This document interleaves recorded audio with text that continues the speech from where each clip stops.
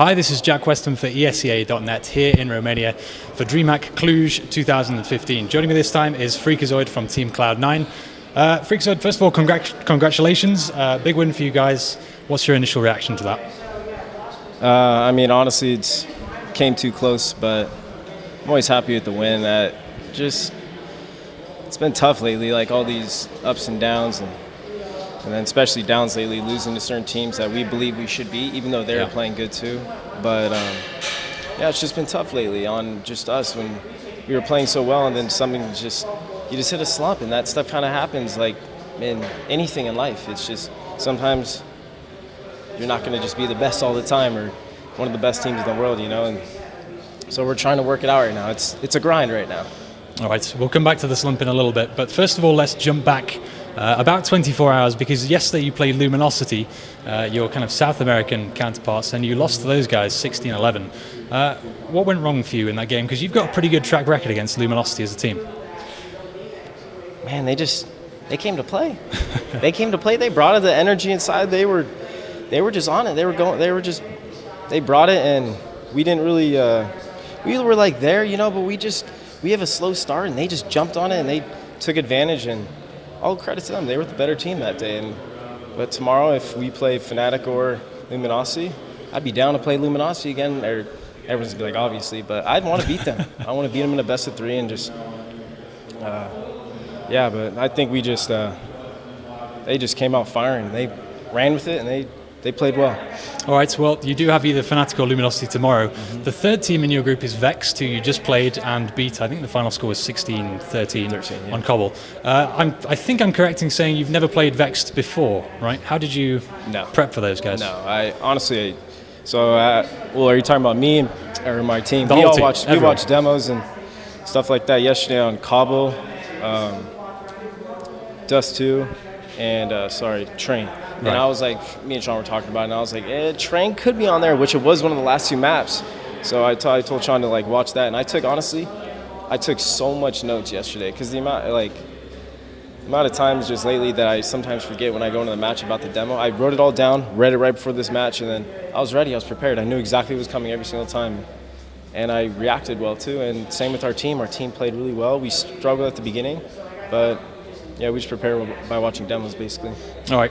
And talking about your personal performance a little bit, yesterday everyone's kind of making a big deal about how you yesterday went something like 2 for 15. It wasn't working too well for you. Today, obviously, a hell of a lot better. Do you think that preparation helped you to step up your game today? I remember I was watching the demo, or I was watching the YouTube video of what actually happened too.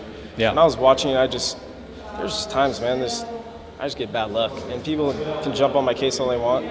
But I'm really starting to understand the game more and more each day, and I think today was a big step for me. And even though we're not playing against the best team in the world, no offense, I'm not trying to be mean, but it's just the truth. But it's just, I think just preparing well and really taking notes and memorizing what's going on in the game, and just understanding what the team, their tendencies are like, so I react well. And yesterday I didn't play well, but that happens, man. Happens to the best of us, right? But honestly, I was looking at what happened, and there's shots I missed I could have made, and that's the most frustrating for me too. And honestly, today I was in rage mode when I played. I didn't talk all yesterday. Today I was in pure rage mode, and sometimes that's what I need to do. Just get in that mode, not care about anything, just play, just be mad. Sometimes I play better when I'm mad. So. Is it frustrating that you're always kind of the first guy into the bomb site, so you don't always have chance to, I guess, have an impact on the round? If you get killed straight off the bat, right, you can't really do that much in the round. Is that frustrating at times? No, that's what I signed up for. So I'm happy. I'm happy I'm part of this team and organization, and all the sponsors, and just stuff happens, So I'm just trying to do what I can control, and I'm doing my job for Sean. I'm trying to make his life easier, and that's just my whole purpose, to be on the team. All right, let's talk a little bit about the event overall, because obviously this is a Valve major, so it's the biggest event on the calendar almost. A lot has been said about the format of this tournament because it's best of one, right? And you guys have, lost one, won one. You could still go out, but you've made it to the best of three stage now, right? Is it annoying to have the best of ones, or would you rather the whole thing be best of three? Has it hurt you? Sorry. Has it hurt you as a team? Honestly, I agree with best of ones. Of course, you want best of threes across the board. Yeah. So from our standpoint, of course, like the players, you want the most maps possible to play. But from a time standpoint, you can't really do just best of threes across the board. Because imagine if we just played one more map, lost, and then played another one. How does the other teams get to play? And that's like all the other groups too. I mean, unless you're doing a 2-week major or something like that, then, or I'm just like exaggerating, then you could do best of threes. But right now, the best of ones makes sense. And then the deciding match that we play in tomorrow, that makes sense to do best of 3. And then, of course, on with the best of 5 final. Okay. But that's just me. Right. Now, speaking of American teams in groups, you are one of 3 North American teams, or sorry, US teams here at this event. There's also CLG and Liquid, and arguably Cloud9 had the easiest group to get out of. You know, Liquid are in the group of death, CLG have... Yeah, they're in a tough group, but they're playing good. Exactly, stacked odds against those guys. It'll be a hell of a disappointment if you guys don't qualify, right? Is there that kind of added pressure because people look at you and think, oh, well, Cloud9 have got this really easy group, they should make it? I mean, we want to make it regardless of what anybody else thinks. We want to make it for us. Like, our ups and downs, this would mean a lot to us to make it through. And not just make it through, but do well going forward. So our goal isn't just to make it through. Like, people don't understand, like, we don't just play to play right now. We're playing to win. So we're not playing just to make it through. We're playing to win the whole thing. And we believe we can if we bring our game. But Illuminati's tough too. Those guys know how to play, and they play against us a lot. So they understand us, and those dudes hit shots, man. They're good ass players. So I mean, for us to say like we do have a weaker group, but I mean, compared to other teams, at the same time, whatever. You know, whatever what everyone else says. We just want to win for us, not anybody else. And organization and sponsors, you know. Absolutely. We'll come back to those as well. Couple more questions before I let you go. People always kind of speculate about Cloud9's roster changes, all this kind of thing. And if you don't win tomorrow in this deciding game, it will be the second major in a row where you've kind of dropped out in the groups.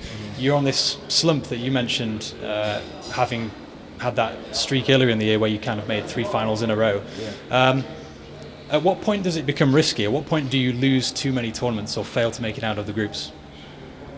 Man, right now, I don't even want to think about that right now. No? I have to... Optimism, right? I have to think about what I can control. What I can't control is going home and preparing for the team tomorrow and doing our best to win. And giving them my damn all, man. I want to make it on that stage with all those fans. Just like it was today. It wasn't as packed, but I appreciate everybody that was there. Yeah. But I just want to make it on that and just play for the love of the game, you know? And that's what we're doing right now. We need to get back to our roots of just playing for the love of the game. Play fresh, and we'll win.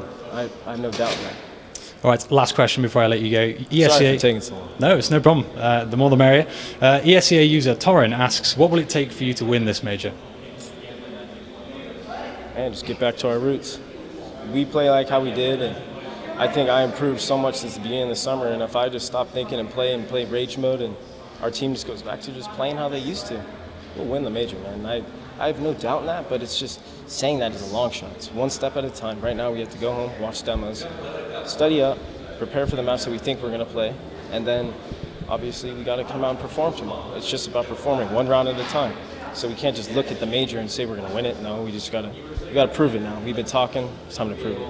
All right, Ryan, thank you very much. Do you want to run through shout-outs, sponsors before we go? All the sponsors on my bag. I can't really read them all, but the big ones. Got a nice DraftKings new. Those guys are awesome. Loot Crate, Logitech G2A, NVIDIA, Alienware, and then Intel. Let's give something else, maybe some more. Sorry if I missed it. And then thanks to Cloud9, all our fans out there truly support us, and we love you guys, so thanks. All right, so Ryan, thank you very much. Best of luck tomorrow. And for everyone at ESEA.net, stay tuned for more coverage here in Cluj-Napoca.